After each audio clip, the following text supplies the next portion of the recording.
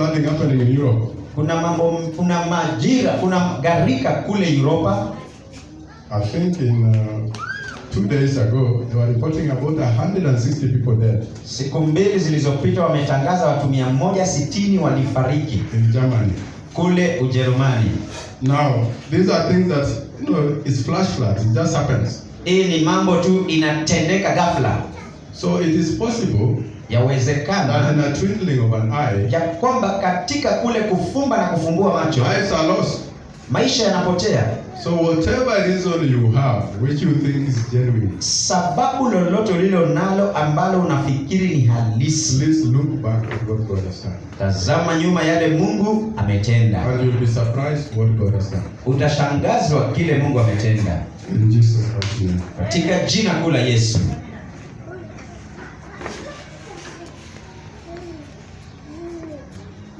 As you put the things that you are hearing today into practice, unapoweka kwa matendo mambo unayosikia leo, I see your tomorrow shining brighter and brighter. Naona kesho yako iking'ara na kung'ara zaidi. If that sounds like you, let me hear your loudest amen. Kama hiyo ni yako, sema amina.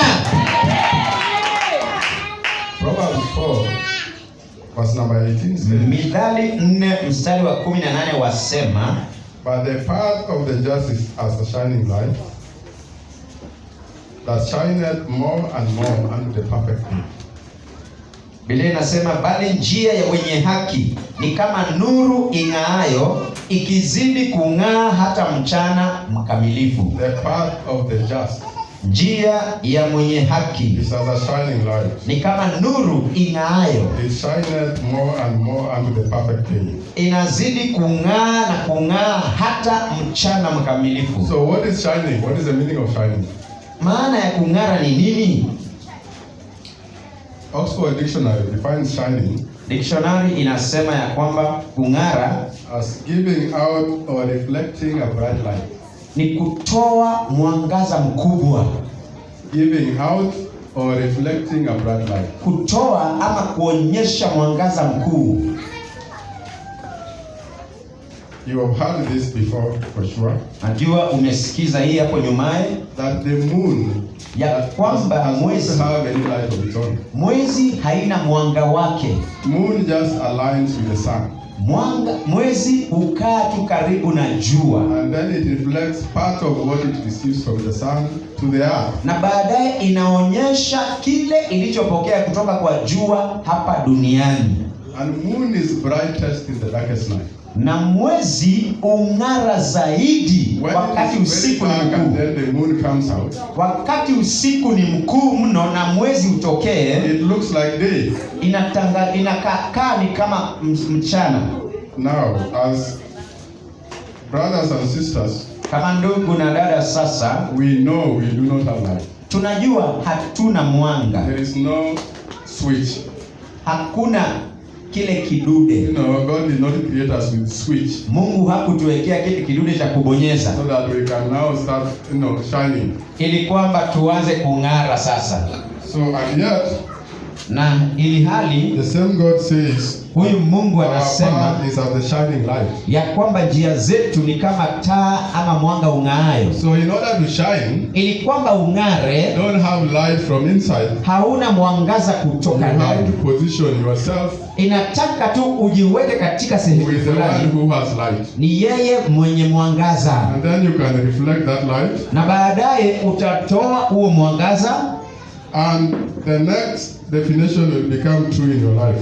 Na kinachofuata kitafanyika kweli maishani mwako. The second definition of shining, maana ya pili ya kung'ara ni brilliant or excellent in something. Ni kuwa bora katika jambo. Brilliant or excellent in something. Kuwa mwerevu au bora katika jambo fulani. Amina. So when you reflect, unapotoa ama kuonyesha light, mwangaza, what people see kile watu huona is not the rays from the sun. sio ile miale kutoka kwa What jua. people see is excellence. Watu huona ubora, They see success. wanaona ufanisi, And then they say, so and so is shining. na baadaye wanasema mtu fulani anapendeza, anang'ara. And the thing about shining Na kitu kuhusu kung'ara is that you can't hide it. ni kwamba hauwezi ukaificha. When you start shining, Unapoanza kung'ara, you can't hide. huwezi ficha. They will see you from the farthest spot. Watakuona kutoka umbali. You know, the Bible says in Biblia inasema 1 katika Corinthians 1:25, Wakorintho wa kwanza 1:25, says the foolishness of God is wiser than man. Biblia inasema jinsi hii, kwa sababu upumbavu wa Mungu una hekima zaidi ya wanadamu.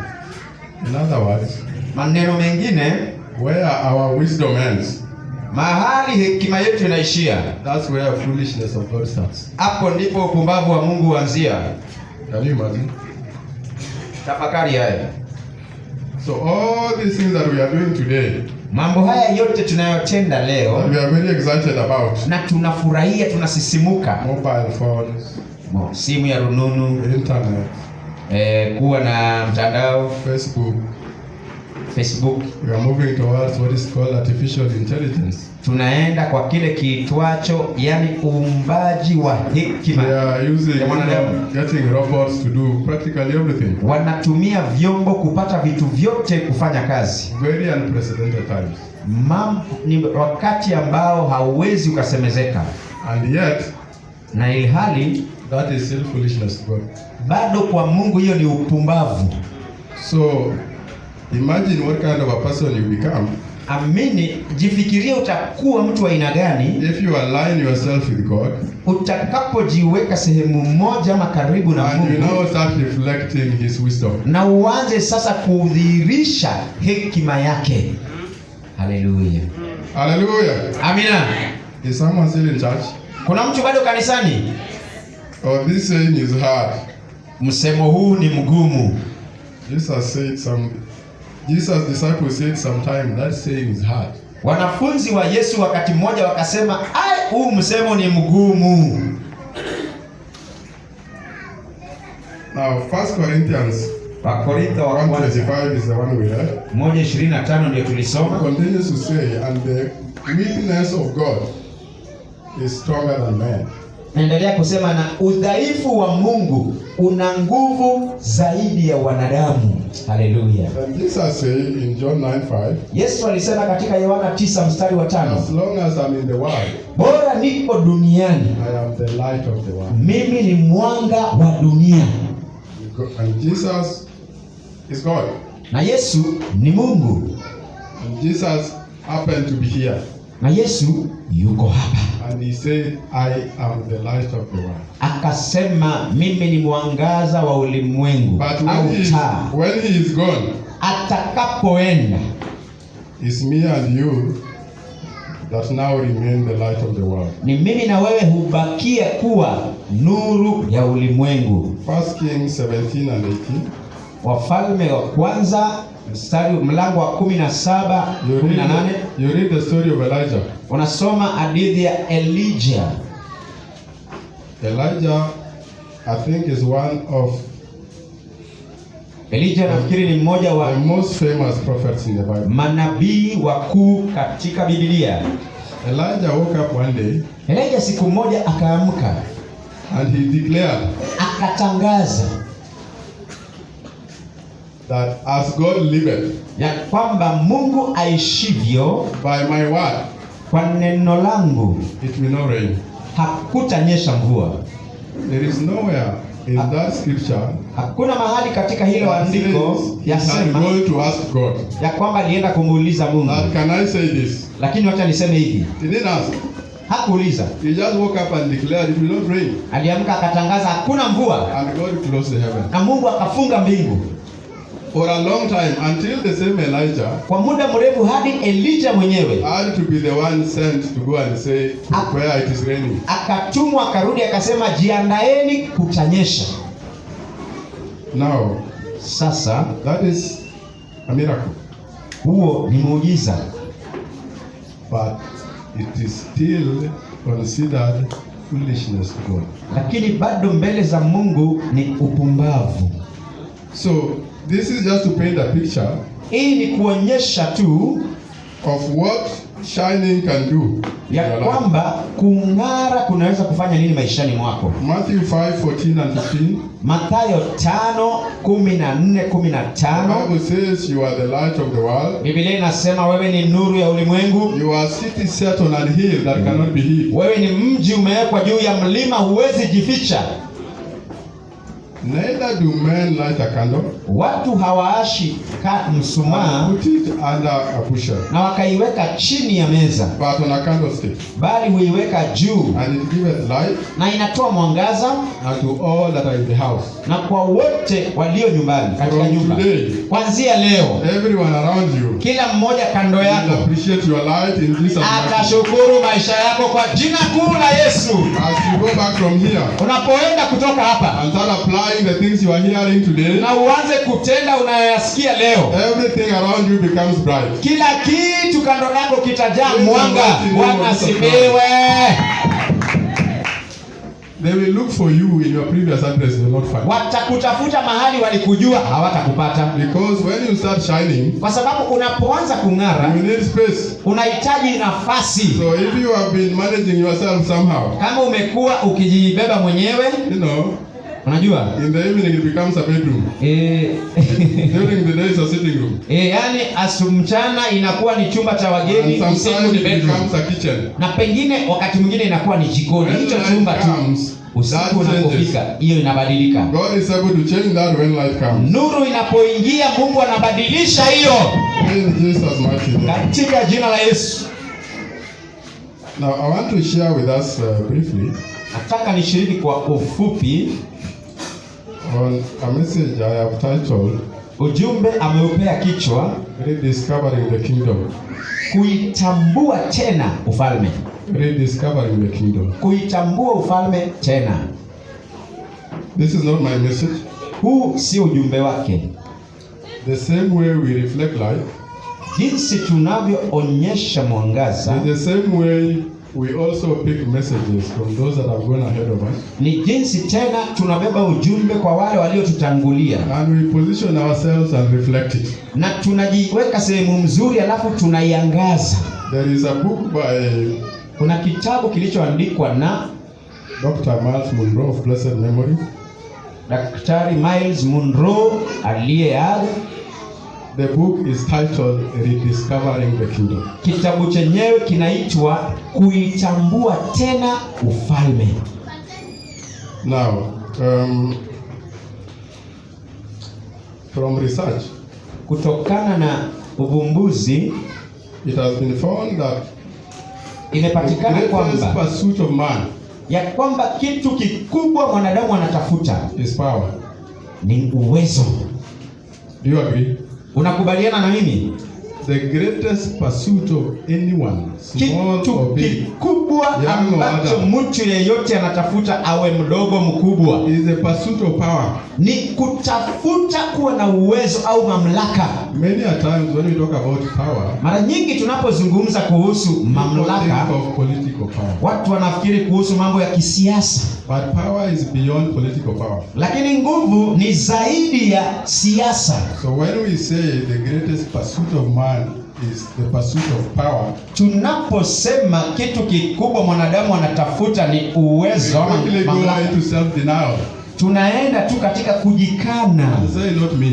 na kusema sio mimi. Me, I'm not looking for power. I'm just looking for food to eat. Mimi sitafuti nguvu ama mamlaka, I'm just looking for a car to drive. natafuta tu gari Just looking for niendeshe, a good house to live in. natafuta tu nyumba mzuri niishi ndani. Power, not me. Uwezo ama mamlaka sio mimi. Because our understanding of power Kuelewa kwetu kwa mamlaka is the abuse of power. ni kule kuharibu That is what we mamlaka. think power is. Tunafikiri mamlaka ni hiyo, You know, tyrannical, dictatorial. ile kudharau, ile kuwa na kuongoza. However, in this context, Katika sehemu hii, power is the desire to control your circumstances. mamlaka ni ile tamanio ya kutawala maeneo yako. How many people would like to know Wangapi wangependa kutambua what will happen tomorrow? nini kitafanyika kesho? Wangapi ungependa tu kutambua ni nini kitafanyika kesho? You would like to know what will happen around you tomorrow. Ungependa kujua nini kitakufanyikia kesho. Because Kwa sababu that makes you psychologically prepared. hiyo inakuandaa kiakili. When you are psychologically prepared, Unapokuwa umeandaliwa katika mawazo yako, you are in control of tomorrow. unaona ya kwamba utatawala kesho leo. So the pursuit of power, Ile kutafuta uongozi, which is essentially the control of our circumstances, ambayo ni kutawala maeneo yetu, is at the heart of every man. ni katika moyo wa kila mwanadamu. Is the reason why people steal, Ndio sababu watu huiba, the reason why they kill, watu wanaua, and it's also the reason na ndio sababu pia why people come to church. watu huja kanisani. Hallelujah. Haleluya. You are not looking at me again. Sasa mnitazami. It's the pursuit of power Ile kutafuta na kufuatilia uongozi na mamlaka that brought you here this morning. ambayo ilikuleta hapa asubuhi ya leo. Let me prove it to you. Wacha nikuhakikishie, nikuonyeshe. Now, to understand this better, Kuelewa hii vyema, let's go back to the purpose. turudi katika kusudi. And you only find the purpose from the Creator. Na unapata tu kusudi kutoka kwa Muumbaji. When God created man, Kwa sababu Mungu alipoumba there's mwanadamu, a way in which He wanted man to be. kuna jinsi alitaka mwanadamu awe. And as a result of that, Na kwa sababu ya hiyo, He packaged some things akaweka vitu fulani in our lives during creation. katika maisha yetu wakati wa kutuumba. The thing with God's creation is, Mambo na uumbaji wa Mungu ni everything God created, kila kitu kilichoumbwa na Mungu He completed it. alitimiza. I work in the healthcare industry. Katika sehemu ya afya, anafanya kazi katika maeneo ya afya. I work for a pharmaceutical company. Anafanyia kazi katika mahali ambapo madawa hutengezwa. We manufacture medicine. Hao wanatengeneza madawa. And when you study the human body, Na unapofanya kusoma mwili wa mwanadamu, it's amazing why I would expect all scientists to be born again. ningetarajia ya kwamba wanasayansi wote wao wameokoka kama wamezaliwa mara ya pili. Because if there is a perfect machine anywhere, Kwa sababu kama kuna mashini ambayo ni kamili, it is a human body. ni mwili wa mwanadamu. If you study human body, you will respect God. Ukisoma mwili wa mwanadamu utamheshimu Mungu. If you don't fear Him, Kama haumwogopi, you will respect God, because utamheshimu Mungu kwa sababu the body has the ability to repair itself. mwili una uwezo wa kujitengeneza. But you see that also in trees. Lakini unaona hiyo katika miti pia. You cut down a tree today, Unakata mti leo, give it a few days, ipe siku kadhaa, it starts sprouting again. inaanza tena So everything that God created, Kila kitu kilichoumbwa na He Mungu also created sustainability. alitengeneza pia kule And packaged kujitawala, that sustainability inside the creation. na akauweka ndani ya ule uumbaji. Genesis 1:26 and 27. Kitabu cha Mwanzo 1:26-27, The Bible says, and God said, Biblia inasema na Mungu akanena, let us make man in our image, wacha tumfanye mwanadamu katika maumbile yetu, after our likeness, baada ya kufanana kwetu, and let them have dominion na wacha wakuwe na mamlaka over the fish of the sea, juu ya samaki wa bahari, over the fowl of the air, juu ya ndege wa and angani, over the cattle, na juu ya wanyama and over all the earth, na wote katika ulimwengu, and over every creeping thing that creepeth upon the earth. na katika vitu vyote vitambaavyo duniani. So God created man in His own image. Mungu akamtengeneza mwanadamu In the katika image of maumbile yake, God, katika uso wa Mungu created He him. akamtengeneza yeye. Male and female, Mwanaume mwanamke created He them. Mungu akamtengeza. What I want you to pay attention to in this scripture Nataka uweke makini katika hili andiko, is the phrase, and let them have dominion. na wacha wawe na mamlaka. Let them have dominion. Wacha wawe na mamlaka. Dominion is also called power. Mamlaka pia huitwa uweza. So if there is a mistake Kama kuna makosa in our desire for power, katika kutamani uwezo, guess who is to blame? ni nani wa kulaumiwa? Thank God he doesn't make mistakes. Shukuru Mungu hafanyi makosa. But God packaged Mungu this desire for power alitengeneza hii in the tamanio la human uweza race at creation. katika mwanadamu wakati wa So we uumbaji. were created with the desire to control our circumstances. Uliumbwa ili kwamba ukaweze kutawala maeneo kando yako. But please take note, Lakini tazama nakili haya, God gave man dominion over earth. Mungu alimpa mwanadamu mamlaka juu ya ulimwengu And he left himself out. na akajiacha nje. That verse says, let them have dominion. Ile andiko linasema wacha wawe na It mamlaka. doesn't say, let us have dominion. Haisemi wacha sisi tuwe na mamlaka. So God put himself out of the equation. Mungu alijiondoa katika hiyo hesabu. And he sent you and me to have dominion down here. Akakutuma wewe na mimi uwe na mamlaka hapa ulimwenguni. So God gave man dominion over creation and earth. Mungu alimpa mwanadamu mamlaka juu ya alivyoumba hapa duniani. Please take note, not over other men. Nakili, sio juu ya wanadamu wengine. That is why when someone tries to control you, you react. Ndio sababu mtu anapojaribu kukutawala Without thinking, you react. bila kufikiria When someone starts telling you it's curfew, mtu anapoanza kukuambia kumefungwa, even when you know that curfew might probably be good. ndio unajua ya kwamba kufungiwa ni kuzuri. You know, I was in Kisumu recently. Juzi hivi karibuni amekuwa kule Kisumu After they put in the last curfew walipoweka kule kufungwa kwa mwisho at 7. wa saa 1 usiku. So I passed by Kondele at around 7. Akapita maeneo ya Kondele karibu saa 1, And you would think people just woke up. na ungefikiri tu watu wameamka. The market was functioning as normal. Soko inaendelea kama kawaida. And I asked, what's happening? I thought it's curfew. Kajiuliza nini kinaendelea, nilifikiri kumefungwa. Someone said we were waiting for the police. Mwingine akasema tunangoja hao polisi Wakuja watusindikize. kabisa. That's what they said.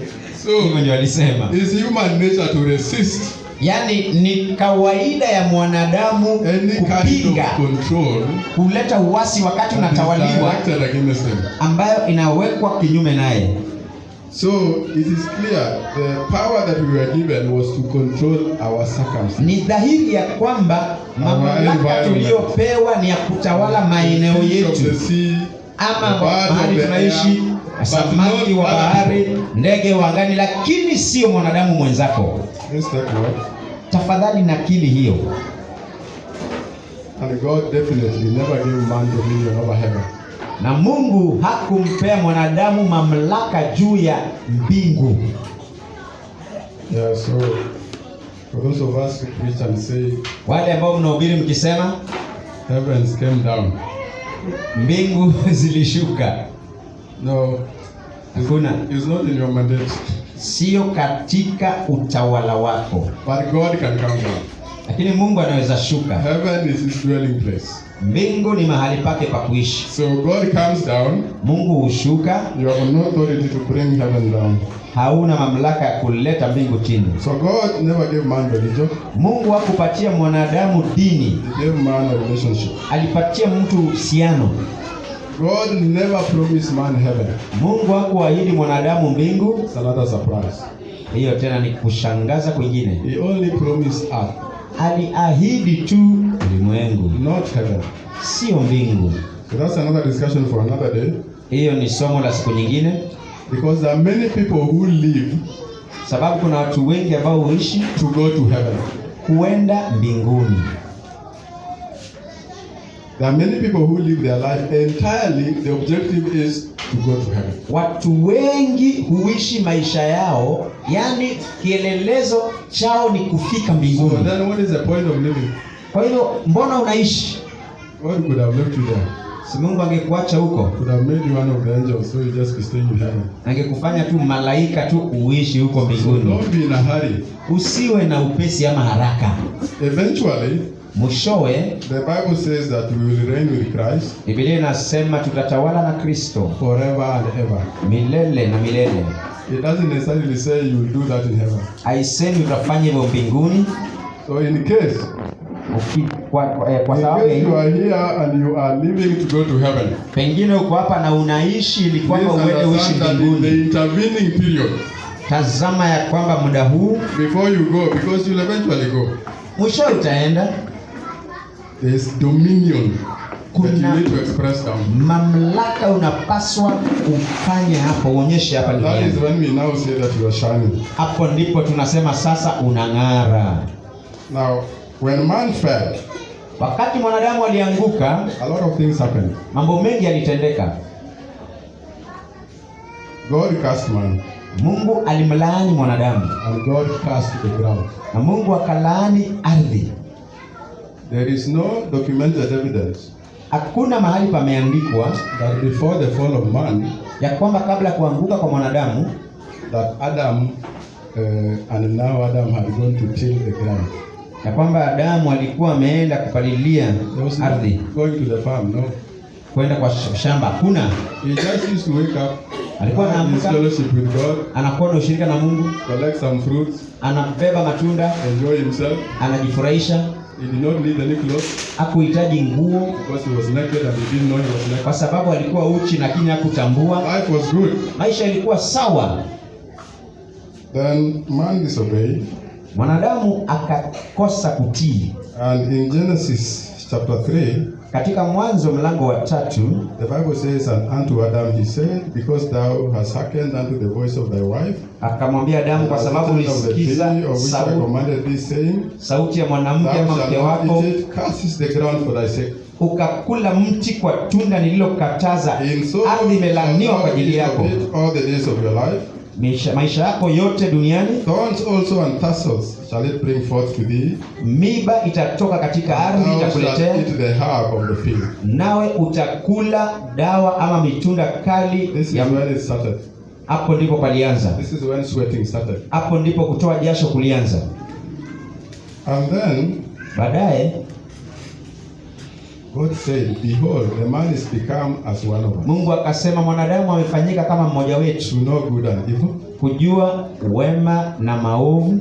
And now, lest he put forth his hand Na sasa And take pengine also the aweke fruit of the mti tree of wake life, na ale ule and mti eat and live forever. wa tunda la uzima na aishi milele. Therefore the Lord sent him forth from the garden of Eden. Kwa hivyo Mungu akamtoa nje ya shamba la So Edeni man ama moved away bustani. from the relationship with God.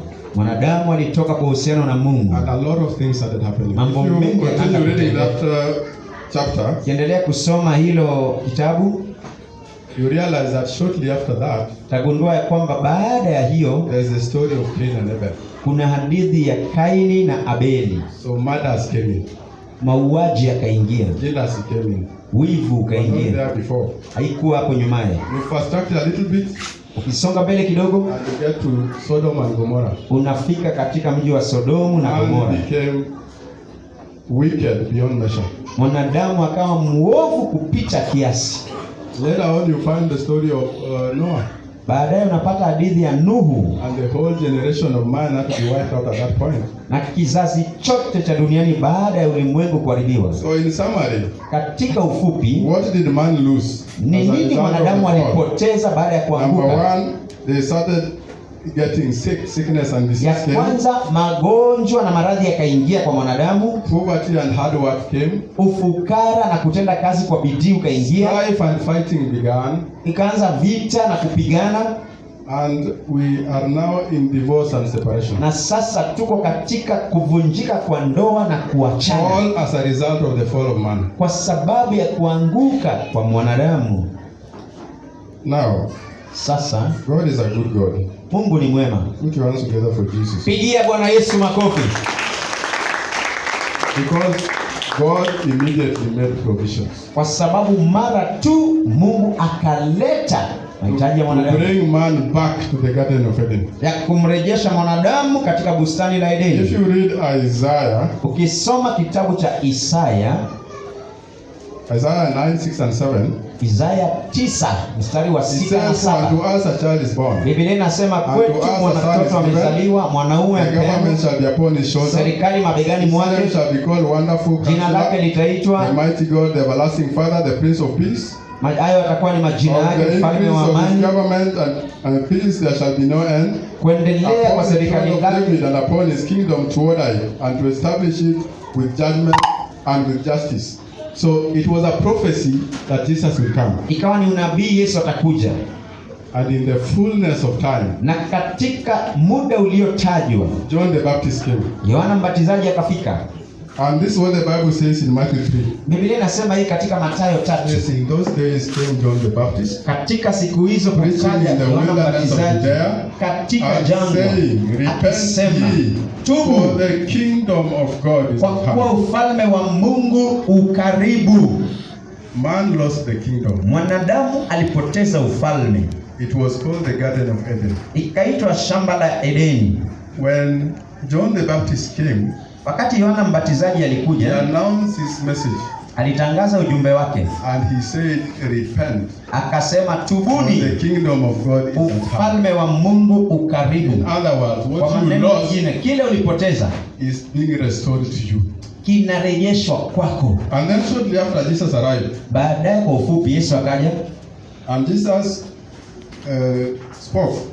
The Right. first time he spoke in a synagogue, na Yesu aliponena katika sinagogi mara ya opened the kwanza, scriptures and he read from Isaiah 61. alifungua maandiko na akasoma Isaya And he 61. said, "The Spirit of the Lord is upon me, Akasema Roho wa Mungu yu juu yangu, because the Lord has anointed me to kwa preach good sababu tidings. amenipaka mafuta nieneze habari njema. He has sent me to bind up the brokenhearted, Amenituma niponye waliovunjika moyo, so those who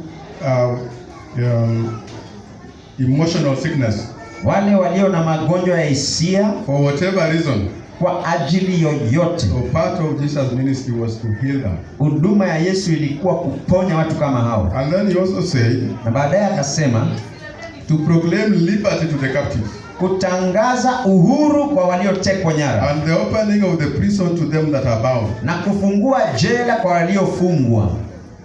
And you all know the story. Najua hadithi. Jesus' message was always, the kingdom of God is like. The kingdom of God is like. Wakati wote ufalme wa Mungu uko hapa. Ufalme wa Mungu uko hapa. That would tell you Ingekueleza that his focus was the restoration of the kingdom of God. ya kwamba alikuja kurejesha ufalme wa Mungu. So, what does that mean to me and you? Kwangu mimi na wewe inamaanisha It nini? means no more sickness and disease. Inamaanisha hakuna magonjwa na maradhi. It means no more poverty